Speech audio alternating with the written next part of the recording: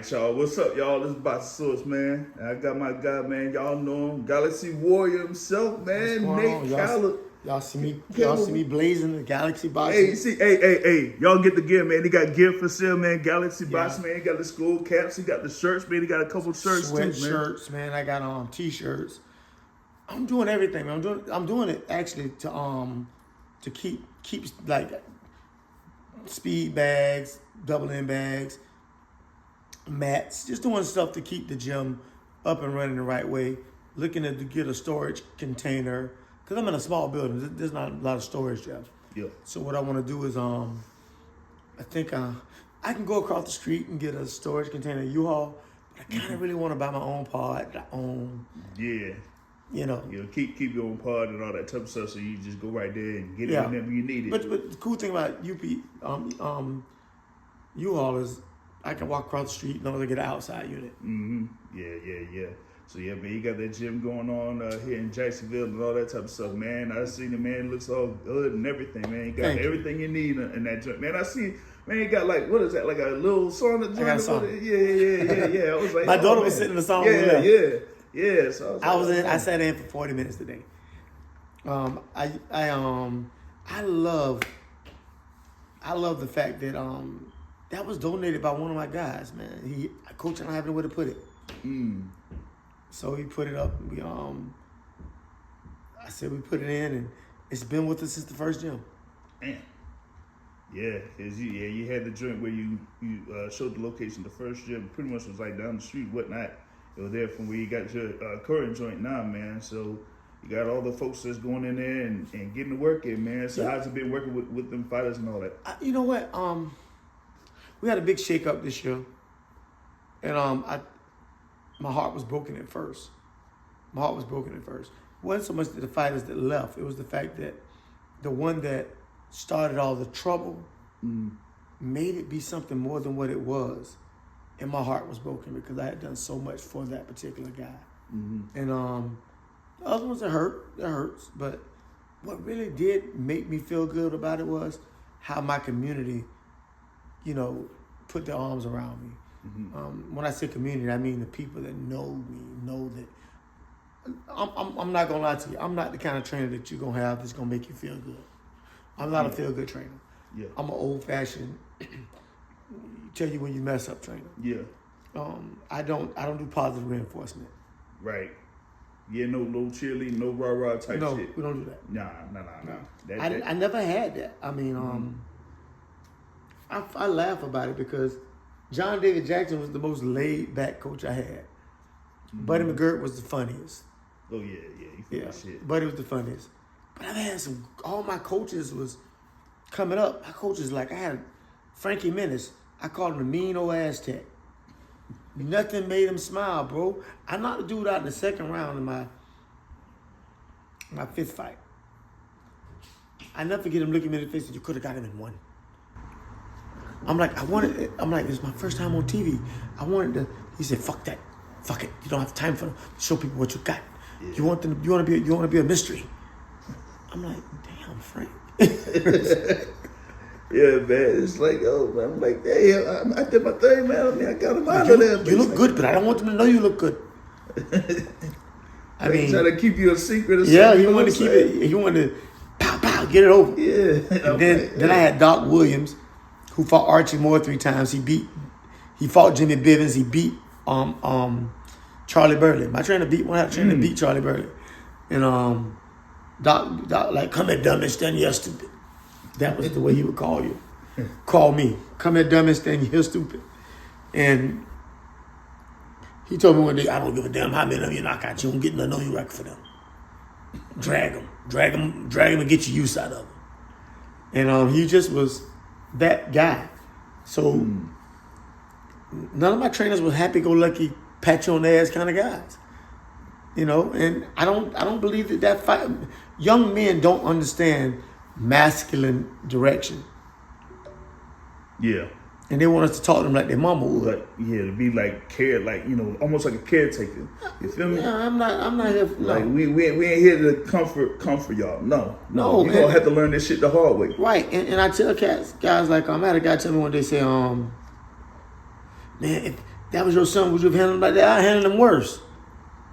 Because I could put my hands on my son. Shit. And a lot of folk don't get that part of it.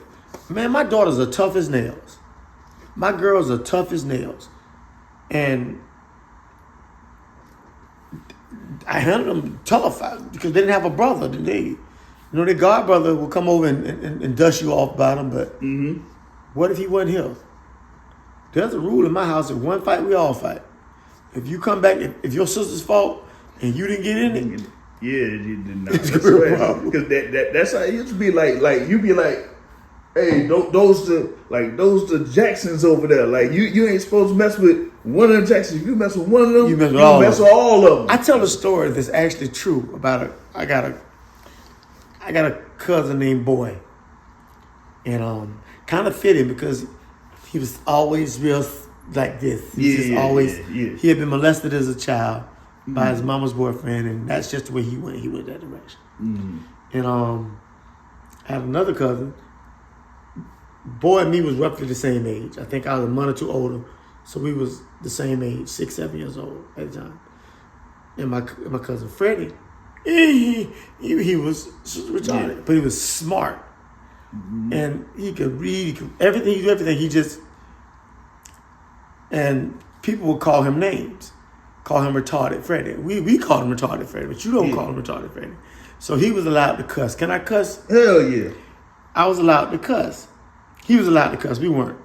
So I'm gonna say, fuck them. Fuck them motherfuckers. Her voice was real high pitched. You fuck them sons of bitches. Tell them their mama's a hoe.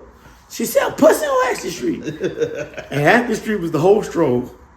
And it was one block south of me, either one block north of me, no matter where I lived growing over there. Either we lived on Church Street, that meant it was south of us, it was north of us. It was right between, and Beaver Street was the next street. And we lived in La Villa my whole life, and my daddy's family. We never lived anywhere else but La Villa Street for my lifetime.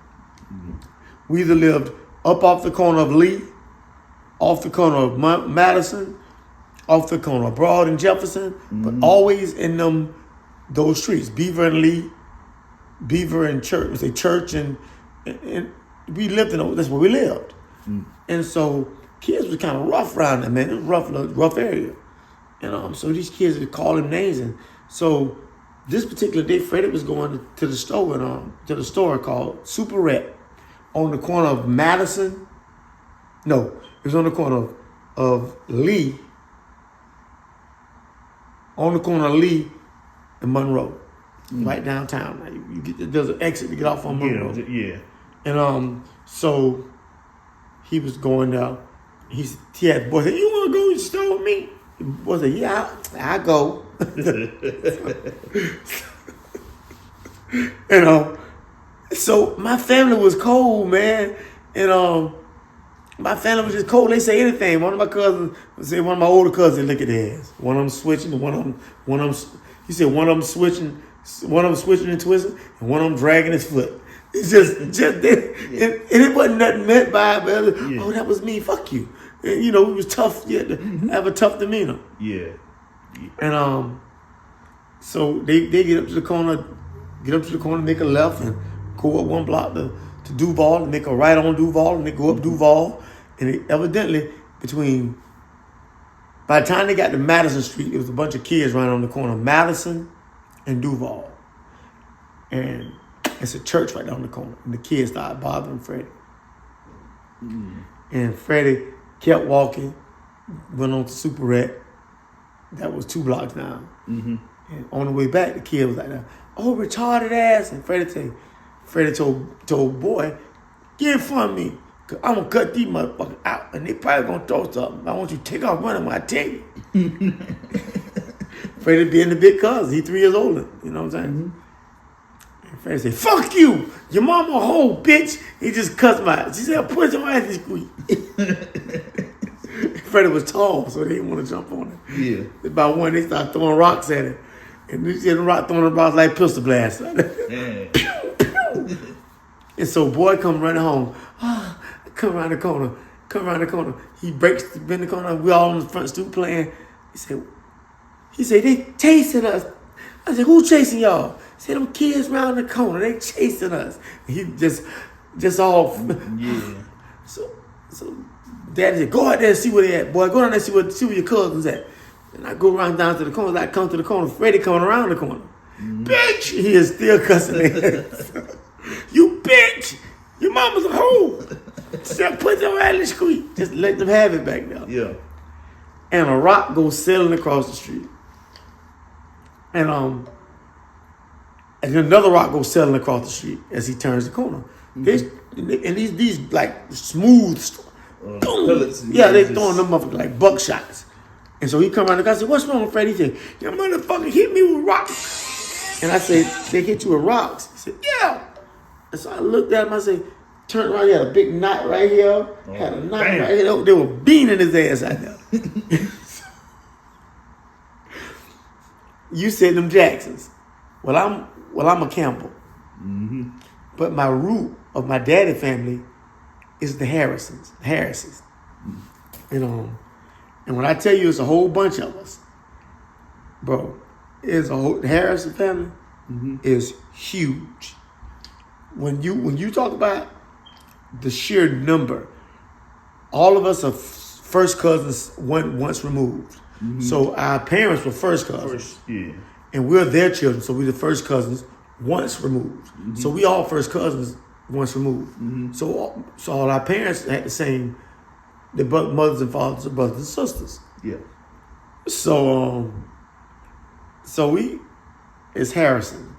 It's a whole bunch of us. I got a whole bunch of them on my page. You see all these Harrisons and all these Harrisons, these Harrisons? Yeah. These Harrisons, all these Harrisons. Mm-hmm.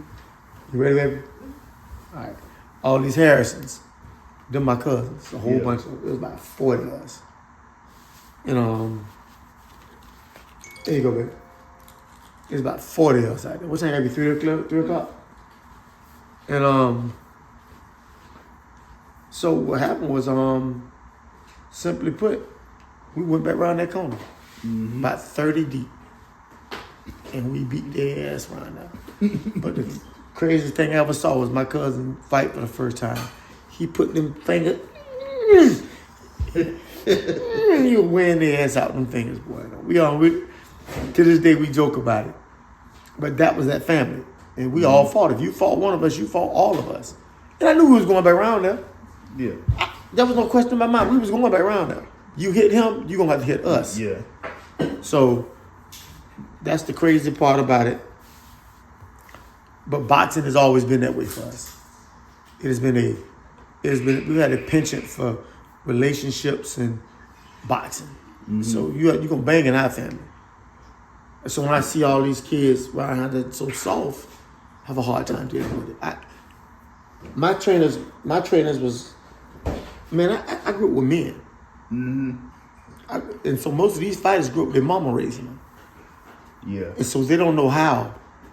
They don't know how to be they're athletic, but it's a part of them that can be broken. Yeah, it's part of them can be broken, but I kind of goes into, what I was talking about as far as like the whole family thing, because you had your mother, father, uncles, aunts, cousins, all that. But that's why I say when I say like I said, Harris's, Jacksons, all that type of stuff. Now you don't really have that to where it's like, oh, you got about 3, 4, 5 folks that's within your immediate family, and then you got about like 10, 15 cousins that's like right down the block. Well, and my Aunt Thelma was the house we went to. You came to her house for the summer. Mm-hmm. So some of us, I lived across the street, so I was always living there. So their mama dropped them off the day after school, the day school in, and they there for the rest of the summer. All she do is come get their clothes and bring them new clothes every week. Yeah. And she would bring money and drop money off. Somebody bring food stamps by, and then where you gonna be? And I'm talking about old school food stamp where you got the books of food stamps. Yeah, the books. Yeah. Yep. And this is what it was. So for me, I see how boxing has changed as that is going away. Mm-hmm. Now I talk about this there's been about two almost 3 generations since 1965. Mm-hmm. 2 generations.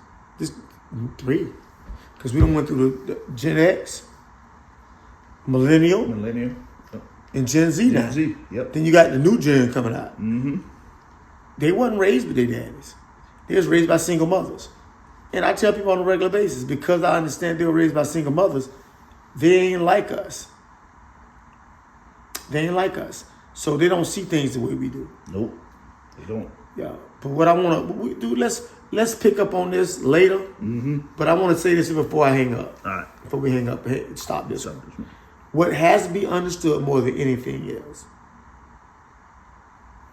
everything that is athletic about us has changed because you don't have that masculine energy pushing those kids to it. So how can you expect anything different? Exactly.